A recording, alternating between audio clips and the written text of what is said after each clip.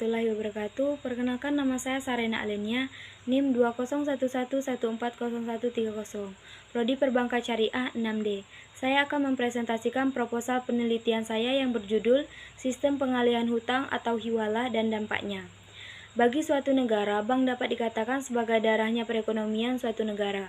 Oleh karena itu, peranan perbankan sangat mempengaruhi kegiatan ekonomi suatu negara. Dalam ilmu ekonomi Islam, pengalihan utang dikenal dengan istilah hiwalah. Pembiayaan dasarkan take over adalah salah satu bentuk jasa pelayanan keuangan bank syariah dalam membantu masyarakat untuk mengalihkan transaksi non-syariah yang telah berjalan menjadi transaksi yang sesuai dengan prinsip syariah. Terdapat dua rumusan masalah, yang pertama yaitu bagaimana mekanisme pengalihan hutang atau hiwalah di BSI S Parman 2 Kota Bengkulu. Yang kedua, apa dampak melakukan pengalihan hutang atau hiwalah di BSI S Parman Kota Bengkulu. Penelitian terdahulu, terdapat 10 penelitian yang ada pada proposal saya.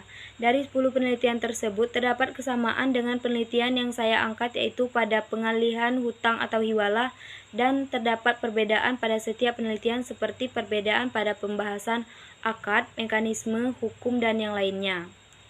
Jenis penelitian ini adalah penelitian lapangan dengan pendekatan yang bersifat kualitatif.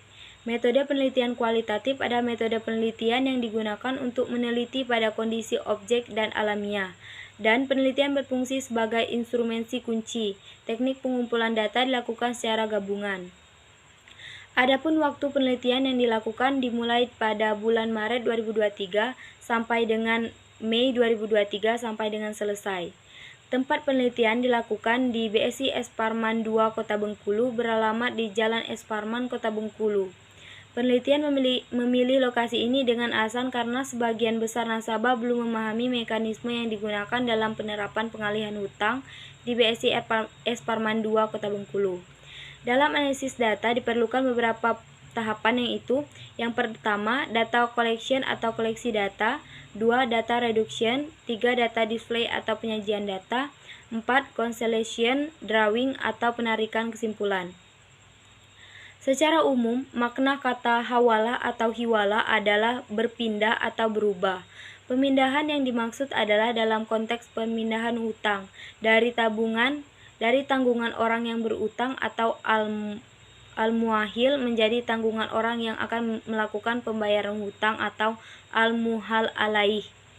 Maka akad atau transaksi hawalah jelas diperbolehkan dalam muamalah Islam.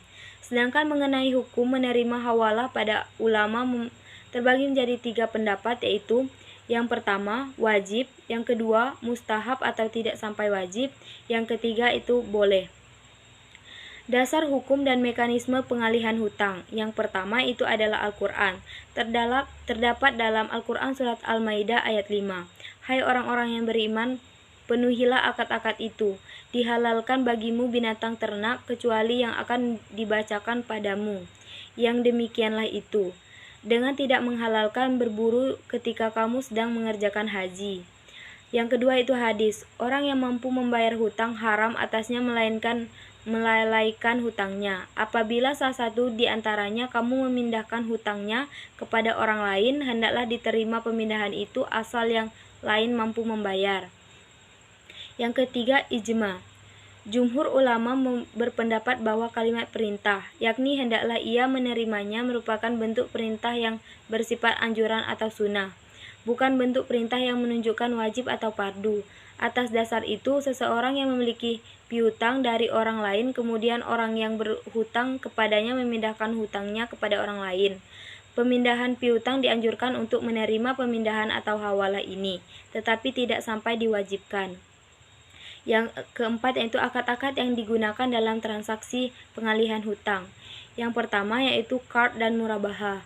Qard adalah pemberian harta kepada orang lain yang dapat ditagih atau diminta kembali, atau dengan kata lain meminjamkan tanpa mengharapkan imbalan. Yang kedua yaitu syirkah al-mil dan murabahah, qard dan ijaroh.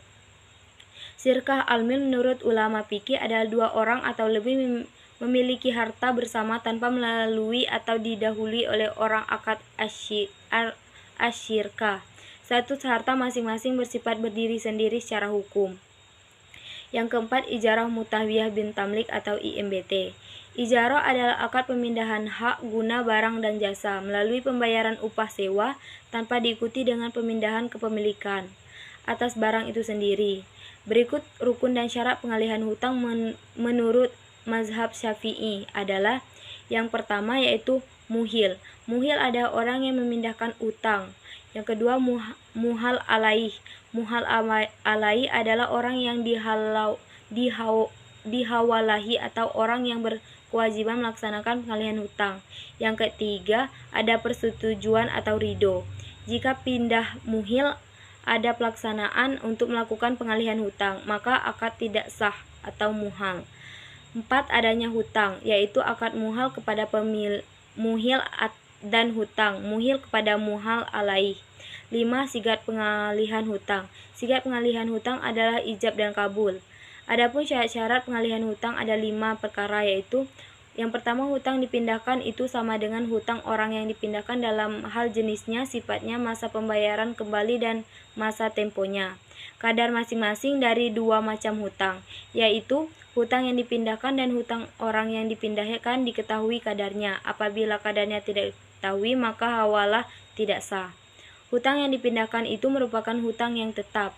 Hutang yang dipindahkan dapat dibatasi, misalkan berupa barang yang ditimbang atau ditakar atau dihitung atau diukur dengan ukuran hasta. Keridhaan orang yang memindahkannya. Mazhab Hanafiyah membolehkan 2 macam pengalihan hutang atau hiwalah. Yang pertama, hawalah terikat atau muqayyad. Yang kedua, hiwalah tidak terikat atau mutlak. Dalam fatwa ada 4 alternatif yang ditawarkan. Fatwa ini adalah hasil dari peserta rapat pleno Dewan Syariah Nasional pada Rabu 15 Rabiul Awal akhir 1423 Hijriah. Desember 2017, Lutfi implementasi Fatwa DSN MUI nomor 31 tahun 2002 tentang pengalihan hutang pada lembaga keuangan syariah. Pertama, yang disebut pengalihan hutang adalah pemindahan hutang nasabah dari bank atau lembaga keuangan konvensional ke bank atau lembaga keuangan syariah. Yang kedua, al-qard adalah akad pinjaman dari LKS kepada nasabah dengan ketentuan bahwa nasabah wajib mengembalikan pokok pinjaman yang diterima kepada LKS pada waktu dengan cara pengembalian yang telah disepakati. Ketiga, nasabah adalah nasabah LKS yang mempunyai kredit atau utang kepada lembaga keuangan konvensional atau LKK untuk pembelian aset yang ingin mengalihkan utangnya ke LKS. Keempat, aset adalah aset nasabah yang dibelikannya melalui kredit dari LKK dan belum lunas membayar kreditnya. Mekanisme pengalihan hutang pada bank syariah ada seperti ini. Nasabah yang berhutang rumah kepada bank konvensional datang ke BSI Parman 2 untuk memindah take over kredit rumahnya. Sebelum menyetujui pembiayaan take over ini, BSI Syariah melakukan survei terlebih dahulu ke bank konvensional tempat nasabah berhutang untuk memastikan benar atau tidaknya nasabah mempunyai hutang, mencek kolektabilitas nasabah dengan bagaimana 6C-nya, serta hal-hal yang terkait. Jika semua jelas, maka BSI Syariah akan membayarkan sistem hutang nasabah secara cash kepada bank konvensional sehingga sertifikat rumah sebagai jaminan bagi BSI Parman 2. Baiklah, itulah presentasi dari saya. Jika terdapat kekurangan, saya mohon maaf. Kepada Tuhan saya mohon ampun. Saya akhiri, wabillahi taufiq wal hidayah. Wassalamualaikum warahmatullahi wabarakatuh.